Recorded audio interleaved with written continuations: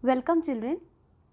In this video I am going to discuss the various functions to read data from a text file. In the previous videos you have learnt how to write data on a text file with the help of write and writelines function, and you have seen that how the data is written over it. But whenever you wanted to see the contents of the data, till then what you used to do, you used to simply open the file just like you open any application file and see its content, because contents of a text file is directly readable, so you are able to do so.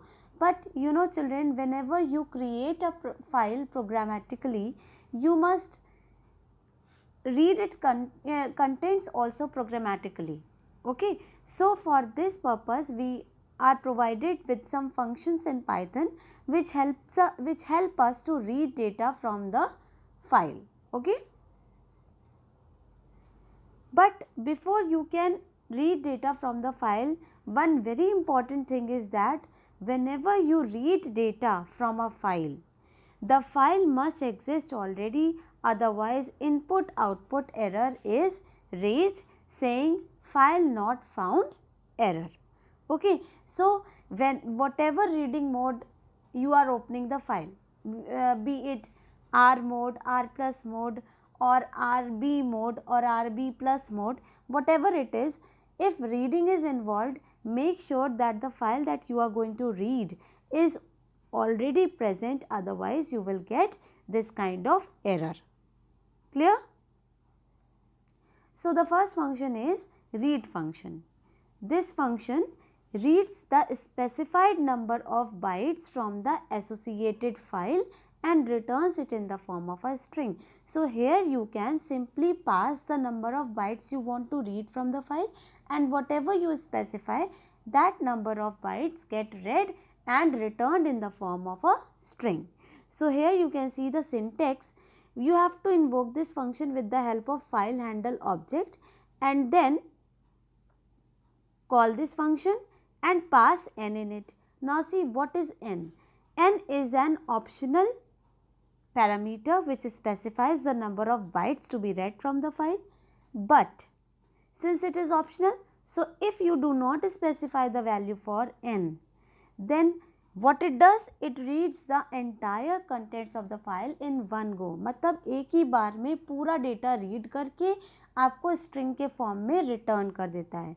ठीक है, तो अगर आप specify करते हैं तो उतने bytes read करेगा, नहीं स्पेसिफाई करते हैं तो टोटल डेटा एक बार में रीड करके रिटर्न कर देगा. Now one more thing, that if the value of n is greater than the number of characters present in the file, मतलब आपके फाइल में जितने कैरेक्टर्स प्रेजेंट है, अगर हमने n की वैल्यू उससे ज़्यादा दे दी तो क्या होगा, it will read only the available number of bytes. Suppose your file contains 10 bytes of data and I ask read function to read 20 bytes of data from that file. तो क्या होगा, ये सिर्फ 10 बाइट्स रीड करके काम खत्म कर देगा, आपको एरर नहीं देगा. ठीक है, and whatever it reads it returns it in the form of a string. Now I am going to take up certain example to illustrate these points to you. Here you can see that this is a file named story.txt. Okay, see at the top left corner, story.txt file is this, and I am going to read contents of this file in our programs. So see, in this program what I have done, I have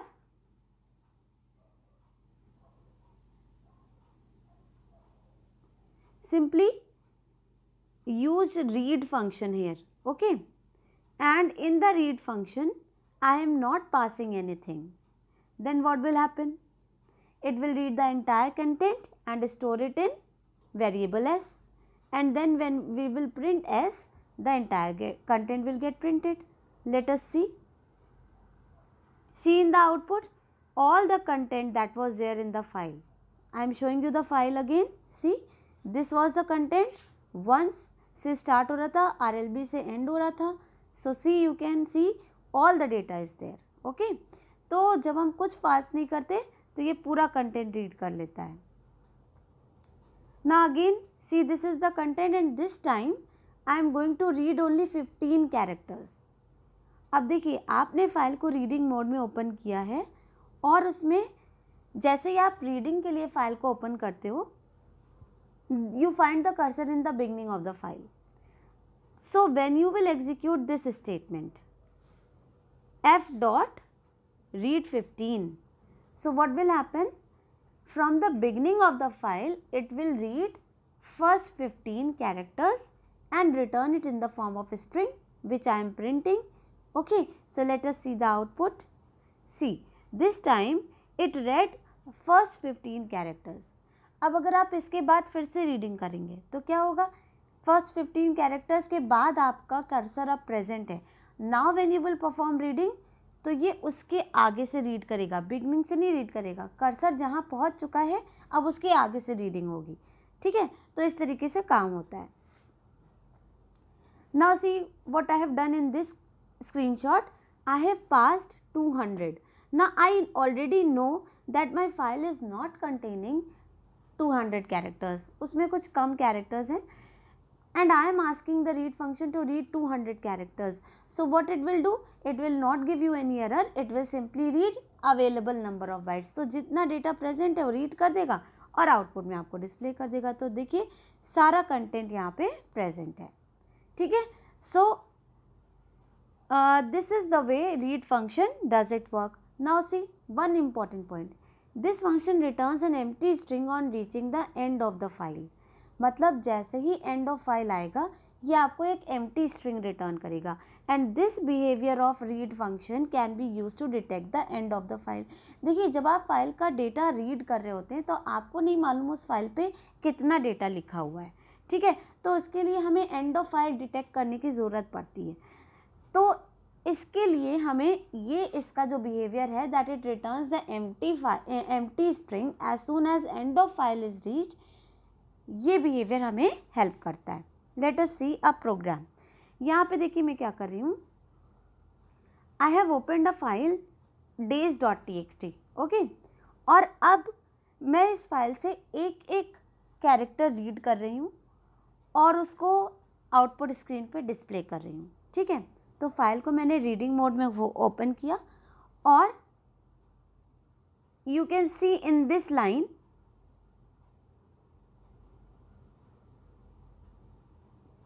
here you can see I am reading one character at a time. ठीक है, एक character read कर रहे हैं.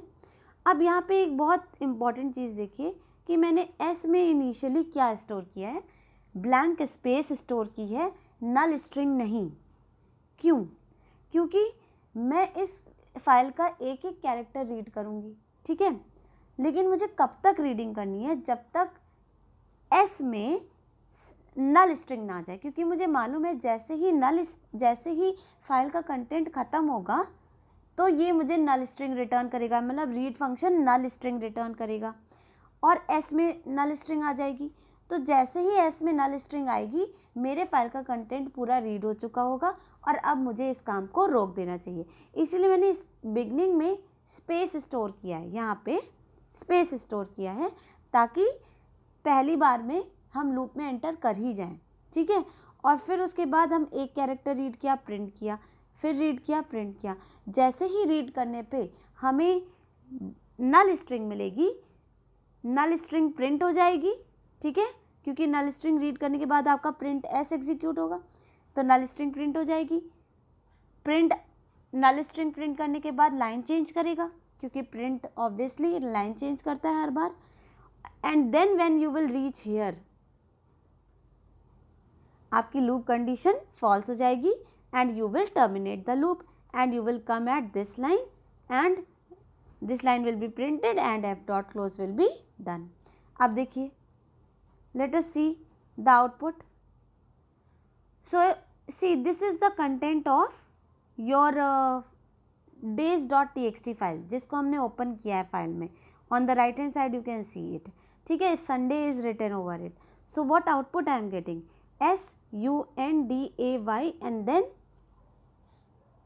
Work is over.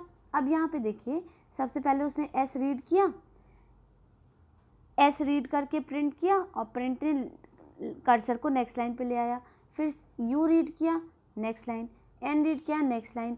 इस तरीके से सारा कंटेंट रीड हुआ और जैसे ही नल स्ट्रिंग आई, नल स्ट्रिंग भी प्रिंट हुई। नल स्ट्रिंग प्रिंट होने के बाद लाइन चेंज भी हुई और उसके बाद उसने लिखा read all data to inform to the end user कि हमने सारा डेटा रीड कर लिया है।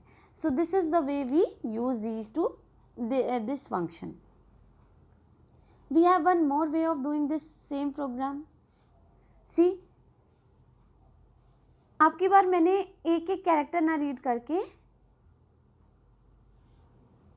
मैंने पूरा कंटेंट एक बार में स्टोर कर लिया।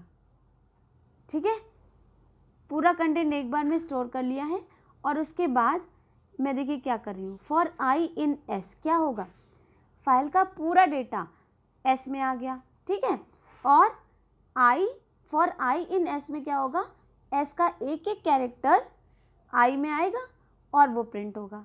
ठीक है, तो आप ये जो मेरा कोड है ना, ये this is very important and very useful also. मान लीजिए मैं आपसे कहती हूँ कि फाइल में कितने अल्फ़ाबेट हैं इसको काउंट करो, तो आप क्या करोगे, पूरा कंटेंट रीड करके एस में स्टोर कर लो। ठीक है, फिर एक एक कैरेक्टर निकालो और उसको एग्जामिन कर लो कि वो अल्फ़ाबेट है कि नहीं, and then you can process the file this way. It will always depend on what question you have. तो ये बात समझ में आ गई कि कैसे हम रीड फंक्शन को एक एक कैरेक्टर रीड कर मतलब फाइल के एक एक कैरेक्टर को प्रोसेस कर सकते हैं रीड फंक्शन से पूरा कंटेंट रीड करने के बाद। Okay, now see we are getting the same output. Next function is read line function. This function reads and returns one complete line of text. देखिए, अभी आपने देखा कि रीड से हम या तो पूरा कंटेंट रीड कर सकते हैं या फिर specified number of bytes read कर सकते हैं। अब मान लीजिए हमें लाइन बाय लाइन फाइल का डेटा रीड करना है, means one line at a time I want to read, तो क्या होगा, इसके लिए हमने क्या किया, रीड लाइन फंक्शन यूज़ करना पड़ेगा। अब रीड लाइन कैसे यूज़ करते हैं, file handle dot read line n. Now see what is n here. n specifies the number of bytes to be read from the particular line of the file. यानी अगर आपने n की value नहीं दी, ठीक है, तो ये पूरी एक लाइन रीड कर लेगा, कर्सर जहाँ भी प्रेजेंट होगा वहाँ से पूरी एक लाइन रीड कर लेगा। और अगर आपने n की वैल्यू दे दी तो ये क्या करेगा, उतनी नंबर ऑफ बाइट्स रीड करेगा उस लाइन से। मतलब सपोज आपकी लाइन में 15 कैरेक्टर हैं और आपने n की वैल्यू दे दी 5, तो उस लाइन में से पहले 5 कैरेक्टर को वो रीड कर लेगा। और अगर आपने दे दिया 20, आपके एक लाइन में 15 कैरेक्टर थे मान लीजिए, और आपने 20 दे दिया, तो जितने अवेलेबल नंबर ऑफ बाइट्स हैं वो उतने रीड कर लेगा। Whatever it reads it returns it in the form of string. देखिए यहाँ पे मैंने यही बताया कि if n is greater than the number of characters present in the line, it reads only available number of bytes and doesn't move to the next line. दूसरी line पे नहीं जाएगा, उसी लाइन पे जितने अवेलेबल होंगे उतने रीड करके काम खत्म करेगा। अब one more thing, if n is less than the number of characters present in the line, अगर n कम है तो क्या होगा कि जितने आपने स्पेसिफाई किए उतने रीड कर लेगा। अब कर्सर वहीं वेट करता रहेगा। अब आप जब नेक्स्ट बार रीड लाइन करेंगे तो कर्सर जहाँ पिछली बार छूटा था वहीं से आगे रीडिंग स्टार्ट कर देगा। ठीक है, तो the next read line operation occurs from where it left in the previous read line operation. Okay, now see here is a code. story.txt file open की है, you have already seen the content of story.txt file. Okay, सबसे पहले मैंने क्या किया, यहाँ पे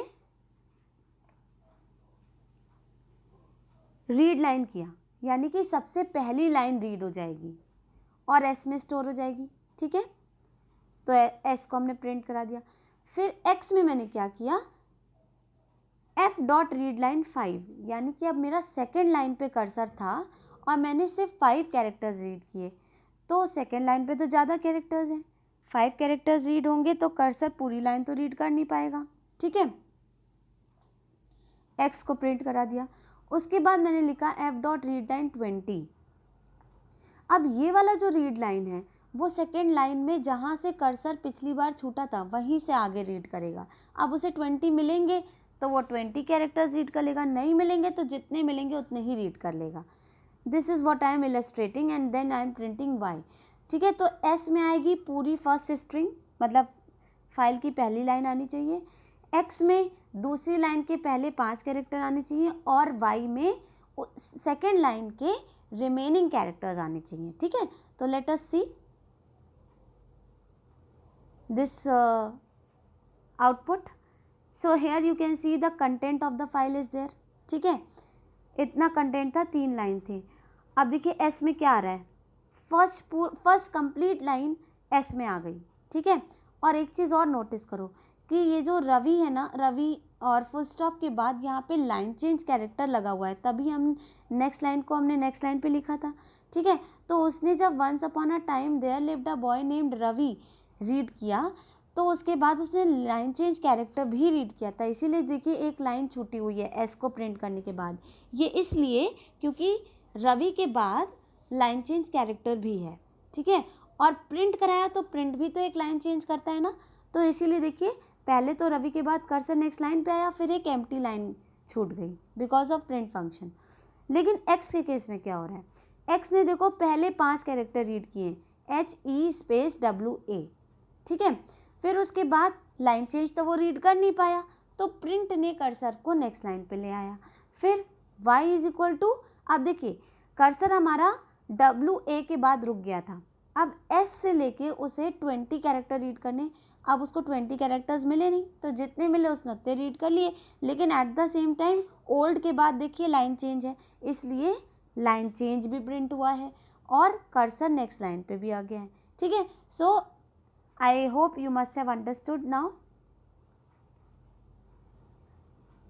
Last important point about this read line function is that it returns an empty string on reaching the end of file. तो जैसे ही end of file आता है ये empty string return करता है just like your read function। और इसी behaviour की हेल्प से हम एंड ऑफ फाइल भी डिटेक्ट कर सकते हैं।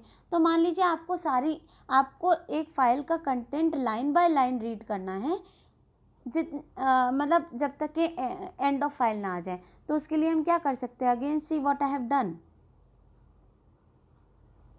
देखो यहाँ पे सबसे पहले मैंने फाइल को रीडिंग के लिए ओपन किया, उसके बाद मैंने एस में नल स्ट्रिंग स्टोर नहीं किया, मैंने स्पेस स्टोर किया, क्योंकि नल स्ट्रिंग उसमें तब आएगी जब एंड ऑफ फाइल आ जाएगा। अब ये देखिए लूप कहाँ तक जा रहा है, जब तक कि एस की वैल्यू नल स्ट्रिंग ना हो जाए। अब आपने जब पहली बार लाइन रीड की तो आपको एक लाइन मिली, एस में गई और एस प्रिंट भी हो गया। फिर आपने दूसरी बार इसको एग्जीक्यूट किया तो दूसरी बार भी लाइन मिल गई, प्रिंट हो गई। फिर थर्ड लाइन भी मिल गई, प्रिंट हो गई। लेकिन जब थर्ड लाइन हो गई, हमारा कंटेंट ख़त्म हो चुका है, अब जब ये एस डॉट रीड लाइन करेगा, एफ डॉट रीड लाइन, तो एस में आएगा नल स्ट्रिंग प्रिंट होगी। जब आप लूप में वापस जाएंगे तो आपकी कंडीशन फॉल्स हो जाएगी and you will come out of the loop, close the file and print reach and of file. ठीक है, अब इसका आउटपुट देखते हैं। अब यहाँ पे देखो पहली लाइन प्रिंट हुई। ठीक है, पहली लाइन प्रिंट होने के बाद लाइन चेंज की वजह से यहाँ पे देखिए खाली लाइन छूटी है। फिर सेकेंड लाइन रीड हुई, खाली लाइन छूटी है। थर्ड लाइन भी रीड हुई, उसके बाद एक ब्लैंक लाइन है।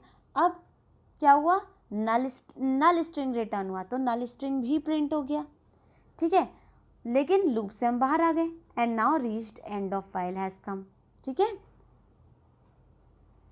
Last function is read lines function. अब मान लीजिए कि आपको फाइल की सारी लाइन्स एक ही बार में रीड कर लेनी है, एक एक लाइन रीड नहीं करनी है, आपको सारी लाइन्स एक ही बार में रीड कर लेनी है, तो उसके लिए ये रीड लाइन्स फंक्शन होता है। ठीक है, what it does, it reads all the lines of the file in one go. और फिर ये करता क्या है, attaches a new line character at the end of each red line. मतलब अगर 3 लाइन है तो तीनों लाइन को एक बार में ही रीड कर लेगा, लेकिन हर लाइन के एंड पे लाइन चेंज कैरेक्टर खुद लगा देता है। ये वेरी इंपॉर्टेंट पॉइंट।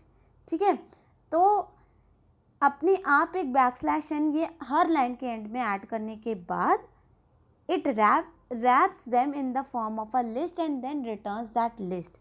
यानी देखिए क्या किया इसने, 3 लाइन्स थी आपकी फाइल story.txt में, तीनों लाइन्स को एक बार में रीड कर लिया, हर लाइन के एंड पे \n लगा दिया और फिर उन तीनों लाइन्स को एक लिस्ट में रख के लिस्ट रिटर्न कर दिया। तो ये क्या रिटर्न करता है, लिस्ट रिटर्न करता है, लिस्ट ऑफ स्ट्रिंग्स रिटर्न करता है। और ये what does it receive, it receives no parameter. तो हमको इसको देना कुछ नहीं है, but it returns me the list of strings present in the file. Let us see it practically. story.txt file हमने फिर से ओपन की है और f.readlines किया, तो क्या हुआ, सारी लाइन्स रीड हो गई और s में लिस्ट के फॉर्म में वो सारी लाइन्स आ गई। हर लाइन के एंड में लाइन चेंज कैरेक्टर भी होगा, ठीक है। आप s is equal to s print करेंगे तो आप देखेंगे कि लिस्ट प्रिंट होगी, and that is why I have printed type s also. Type s print करने पे आपको ये पता चलेगा कि s में किस टाइप की वैल्यू आई है, ठीक है। इसका आउटपुट देखते हैं। See here, once upon a time there lived a boy named Ravi, ये हमारी पहली लाइन थी और इसके एंड में देखिए क्या लगा है, \n लगा है।